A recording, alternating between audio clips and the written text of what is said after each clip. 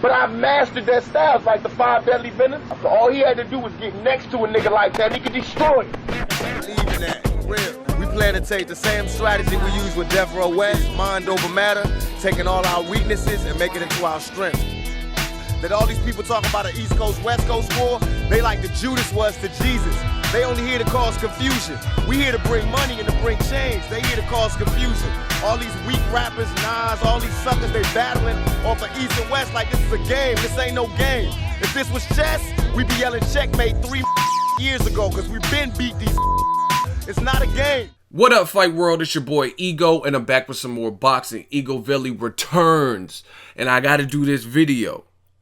Girl, alleviate the stress, spending time with you. I feel blessed when you go and feel the pain so strong deep in my chest when I got arrested. Came so close to going to jail, throwing blows at the post, breaking my nails, screaming loud, going all out. Damn, you did. Let me get into this, man.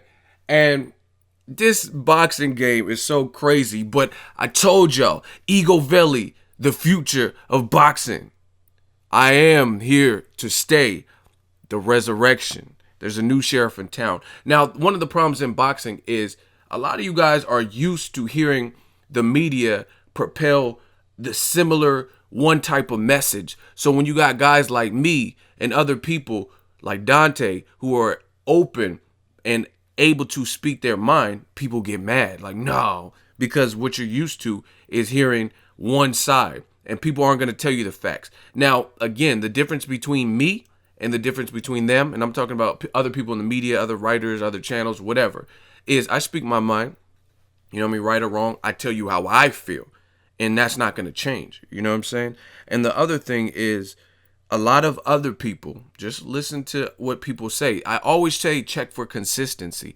Listen to what I said, listen to what I said in previous videos, and then apply it to future videos. And things I said, like I said, oh, Mayweather will beat Pacquiao. Who was right and who was wrong? There are a lot of other people who are saying, oh, Floyd getting his ass beat, getting knocked out and stuff. Who was right and who was wrong? And it's not even just about fight predictions. It's about consistency and continuity, being congruent with what you say. A lot of people say, oh, Canelo's going to beat Mayweather's ass.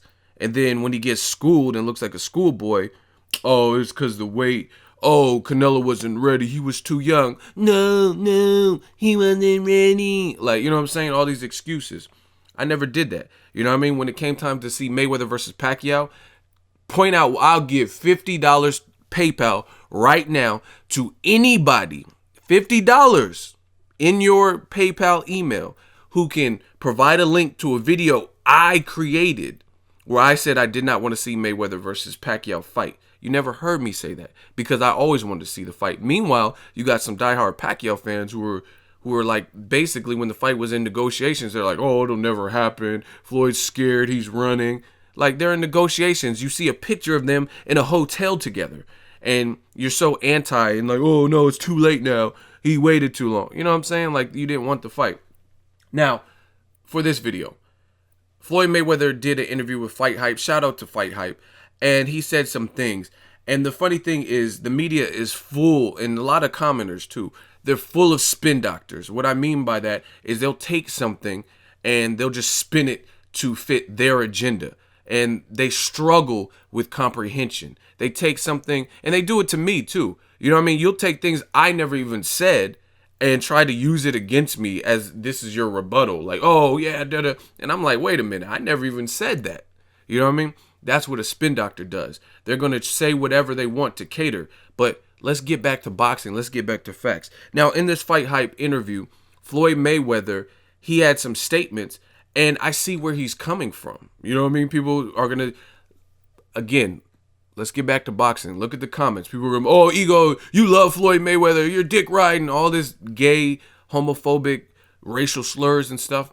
But nobody's intelligently breaking down these fights and how I'm wrong. You know what I mean? And the thing Mayweather said, it makes sense. So let's first start off with what he said to FightHype. He says, once again, the thing is this. You're supposed to care about a man's physical well-being. But it's obvious in today's time in the fight game, a lot of promoters don't care about nobody but themselves and what they can get. In my opinion, Oscar De La Hoya only cares about himself. In my opinion, Bob Arum don't care about no fighter. He only cares about himself. That's just my opinion. And as a man, I can express and speak my opinion. It's called freedom of speech. Canelo Alvarez just came off a good, exciting victory against a future Hall of Famer, Miguel Cotto. But they're so fast to try and throw this guy back in the lion's den with another guy that they say is one of the top fighters in boxing, Triple G, Gennady Golovkin. Why is the promoter rushing and trying to throw Canelo right back in there in another rough and tough fight?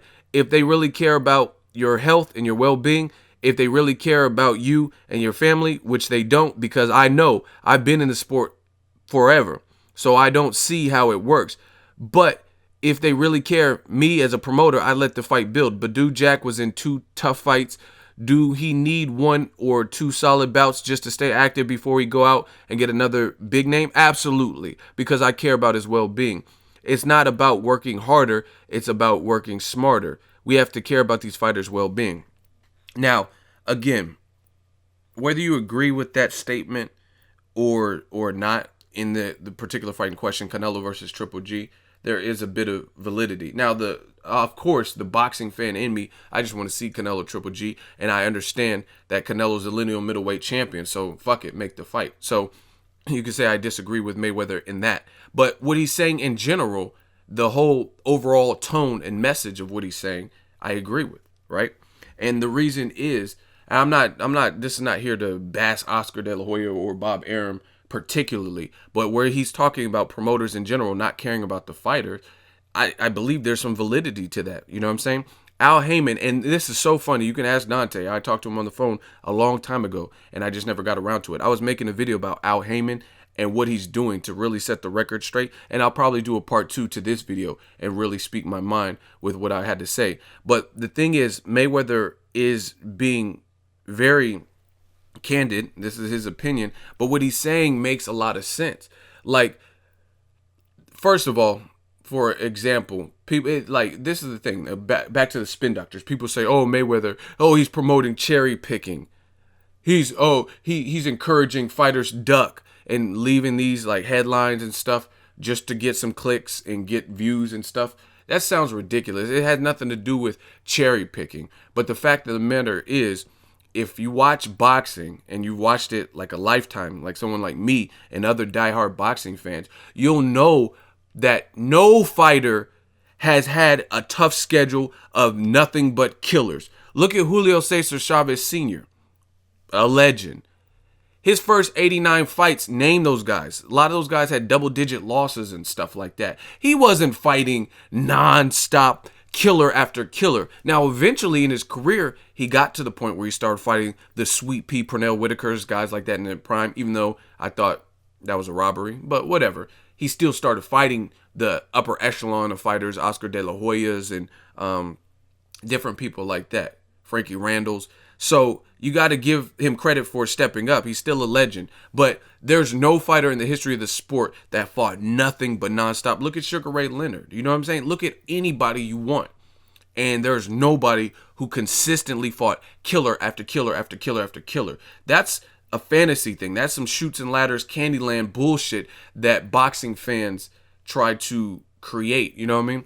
And then it kills me how people say, "Oh, Mayweather just waited for the right time to fight all these guys," right? How is it the right time when Shane Mosley like abused and beat the shit out of Antonio Margarito? How in the fuck is that the right time to fight Shane Mosley? He fought him right after Margarito. Margarito's the guy that people say Mayweather ducked, and Shane Mosley destroyed him and stopped him. And Margarito's known for having a granite chin. So why the fuck would you choose Mosley then? I understand if you fought Mosley after he lost to Anthony Mundine with back spasms or something, and had already, like, let's say he had lost to Pacquiao and had a draw with Sergio Mora. If you fought that version of Mosley, okay, you can make a case, I guess you could say.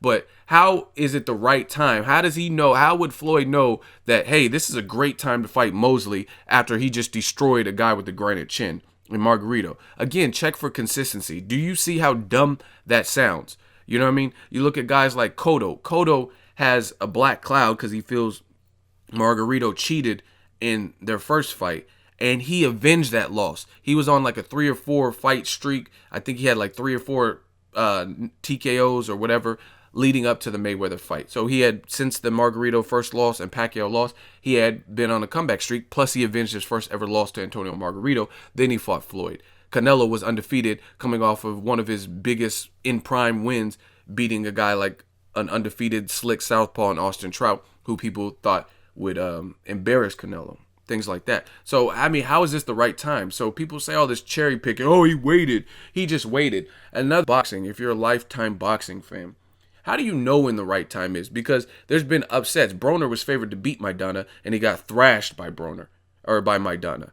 You know what I'm saying? So it's like football. Any given Sunday, any given Saturday, anything can happen. So even if you think, oh yeah, man, this is an easy fight, that's not what happened. I'm sure Amir Imam didn't think he was going to get stopped by Granados, but guess what? He did. I'm sure Ronda Rousey, if you listen to all her trash talk, she didn't expect to get knocked out by Holly Holm. She said, I'm going to send you back to church, you fake-ass preacher's girl, and this and that, and take this little paycheck because this is the last one, big one you're going to get. You know what I mean? She didn't expect to get, like, tossed up by Holly Holm. But, again, this is combat fighting sports.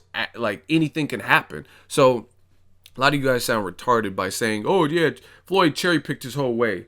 You know what I mean? Like, I'm sure Pacquiao didn't expect to get stretched by Marquez in the fourth fight when he technically had 3 wins over Marquez because the first fight was incorrectly tallied on the scorecards, resulting in a draw, right? So that whole line of thinking just sounds suspect and stupid to me because this is boxing. Anything can happen. We've seen upsets. Tyson Fury beat a guy who hadn't lost since like 2004 or whatever it was with Vladimir Klitschko.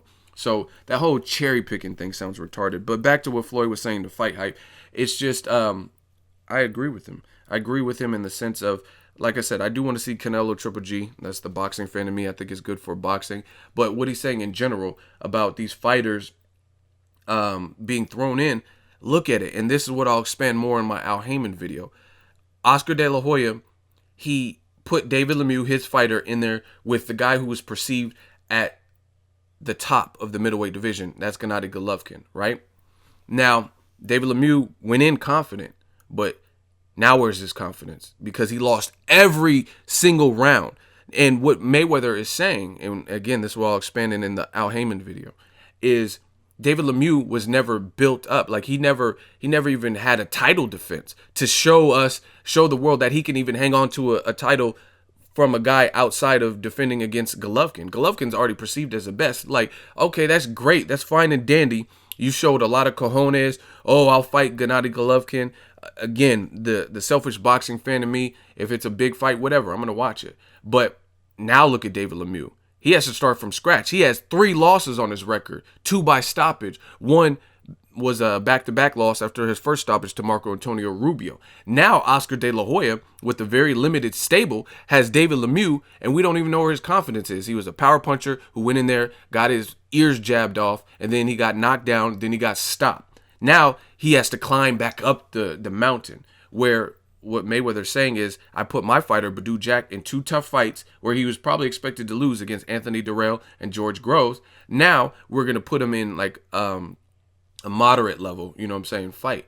And there's nothing wrong with that. There's nothing wrong. Just like when people got mad when Mayweather fought Pacquiao and then immediately fought Berto. Like, people want it to be, oh, I'm fighting Pacquiao, then I got to fight Golovkin next. You know what I'm saying? But you look at anybody, this is how you know there's no equality in boxing.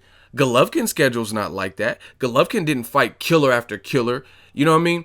He fought Curtis Stevens, then he fought whoever else, moderate to low punchers, and then he just fought another puncher in David Lemieux, who never defended his title. You know what I'm saying? So again, you guys in the comment section, name me the fighter who has fought killer after killer after killer. Top 5 guys, top 3 guys who are known devastating punchers and on win streaks and knockout streaks consecutively. You know what I mean? Pacquiao got knocked out, took about a year and something off, and then he came back, pulled Brandon Rios up off of a loss, pulled him up from 140 to 147, and his stylistically favors Pacquiao, right? But he was coming off a loss. They were both coming off a loss. They made the fight. You know what I mean? Pacquiao was off a brutal loss, and then Pacquiao dominated him. His next fight, Chris Algieri, who fought tooth and nail, and I thought Ruslan Provodnikov won that first fight. That's just me. But either way, Algieri won via split decision, had his eye looking like Cyclops, you know what I mean? Optic blast. And That was the performance that garnered Chris Algieri a Pacquiao fight at a catchweight that Chris Algieri had never fought at, right? Chris Algieri, another fighter just like David Lemieux, had no opportunity to show us that I can hold on to this belt without facing a known elite level type of fighter like Pacquiao. We don't even know, like if Algieri fought Broner and beat him, then fought Pacquiao, that's something different. But he, off of the Ruslan Provodnikov performance, right? He went and immediately fought Pacquiao, and then you've seen what happened. Knocked down, I think it was 6 times, and got destroyed. He got, quote-unquote, let out the cage. Yeah, Pacquiao let him out the cage all right. You know what I'm saying? So, again, there's no fighter in boxing that has a consistent schedule of just nonstop guys who have been looking phenomenal and killers. So people all up in arms like, oh, why would Mayweather condone cherry picking? What he's saying makes sense. Again, I do want to see, especially, and I think it changes too, especially when you become a champion. So I do want to see Canelo versus Triple G. But, and the reason that I personally see, whether you agree with me or not, the reason I say things, I always have my logic, you know what I'm saying? And the thing that I didn't like is Triple G is, he didn't want to go up to 68 to fight Ward, right? He says he wants to unify the belts at 60, and you have Canelo cornered, and you had the WBC in a compromising position where technically Canelo should have had to make the fight, and then Triple G let him go. That's what I have a problem with. You know what I mean? Because you say you're struggling to get the big name and nobody wants to fight you. You could have really pressed Canelo, Team Canelo, and the WBC into getting you what you say you wanted. So that's the problem I have. But again, what Mayweather's saying, there is validity to, because a lot of these guys and a lot of these promoters, they'll put their fighters in tough ass fights. Like, for example, Mike Alvarado. Do you notice, name the YouTube channel, boxing channel, that has made a recent video in the last 3 months about Mike Alvarado. Now, Mike Alvarado is not that far removed from being undefeated. He was undefeated just a few years ago, right? But what happened? His promoter, they put Alvarado in tough-ass fights. He fought Bradis Prescott. It looked like his lip was getting torn off and like he was about to lose. Then he had to come from behind victory and beat Bradis Prescott, a puncher, a Colombian puncher. Then after, I think he might have just went right into the Brandon Rios fight, another tough fight. His first loss, Brandon Rios stopped him in a very competitive all-time war, right? Then you keep looking at his title defense after beating Brandon Rios in a rematch. So he fought Rios, the guy who stopped him. He fought him again. And after Alvarado fought Rios the second time, he beat him. He had a comeback fight and had to quit on the stool because he went in against Ruslan Provodnikov, who chewed him up. Then after that, he fought an all-time great in Juan Manuel Marquez, who knocked him down, pretty much dominated him aside from the round where Alvarado knocked Marquez down, right? And Marquez was Marquez and looked great out there.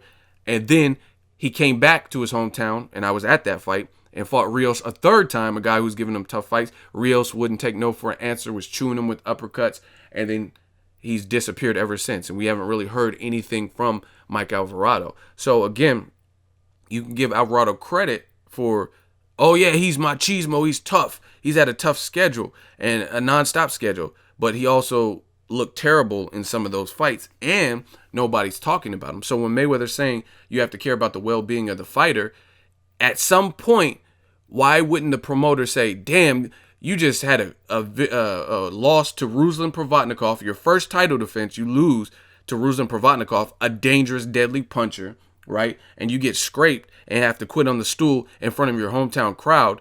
You know what? Maybe you shouldn't fight Marquez next. Maybe you should fight Michael Katsidis, or, you know what I'm saying, somebody else. Build your confidence back. So a lot of people are getting mad at what Mayweather's saying, but it does make more sense because you make your fighters expendable, and you take the shelf life and you just completely remove it. Now, of course, again, I'm a boxing fan, so yes, I want to see Deontay Wilder, Anthony Joshua, Deontay Wilder, Luis King Kong Ortiz, Deontay Wilder versus Tyson Fury, but it doesn't make sense to make all those fights back to back to back to back to back. You know what I'm saying? It's not realistic, and nobody's fighting with that schedule. But again, since there's favoritism in boxing, people are going to shit on Deontay Wilder. Oh, he fought Bermane Stavern, then he had 2 homecoming fights. You know what I'm saying? Yeah, he had 2 homecoming fights against guys who aren't like the biggest names, but it's a heavyweight division. One of them had like an 81% knockout ratio, and then Johan Duhaupas showed you he was tough. You know what I mean? Because he was taking some heat and he was still trying. He busted Wilder's eye up. So that's what the fighters need. Those types of fights, keep building their confidence and let them know that they can go to the trenches. And then when Wilder does fight Anthony Joshua, Luis King Kong Ortiz, or Alexander Povetkin or whoever, then it'll be the best possible fight because we get to see the best version of Deontay Wilder. He's had some title defenses. He's had some time to build up his confidence. He's had some hometown victories. That's what we want to see. Instead of David Lemieux, who immediately after getting the title, a vacant title from Hassan Indam, he immediately has his first title defense against the known killer at middleweight, the guy who no one thinks is beatable at middleweight. What does that do for Lemieux's confidence? You know what I'm saying? That's not good. Now, again, I've said this before. Let's say Lemieux fought Curtis Stevens and knocked him out. Then he went in the Golovkin fight.